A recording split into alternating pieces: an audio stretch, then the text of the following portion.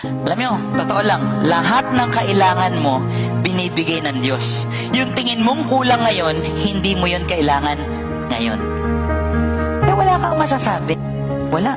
Malaki ang pagkukulang sa akin ng Diyos. Hindi. Kaya nga yung bukas, huwag mo intindihin yun. Bukas yun.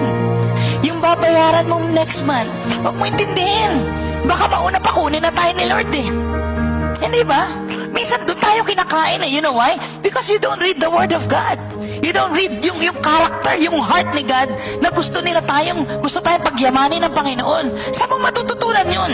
Saan mo mababasa yun? It's in the Bible. Kaya nga, Bible is the basic instruction before leaving earth. At the end of the day, kahit gaano ka kapogi, kahit gaano ka kalakas ngayon at kayaman, kukunin ka ni Lord. Wala ka madadala kahit ano. Kaya hindi mo dapat problemahin. Kaya sa prayer, di ba?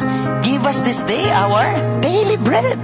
Yung ngayon at mamaya may hapunan ka, praise God, hallelujah. Isipin mo lang na mas marami pa ang nasa mas mahirap na sitwasyon ngayon kesa sa'yo. Yung asawa nila, ang daming tubo na kahiga. Ikaw, nakikinig ng salita ng Diyos at maayos ngayon.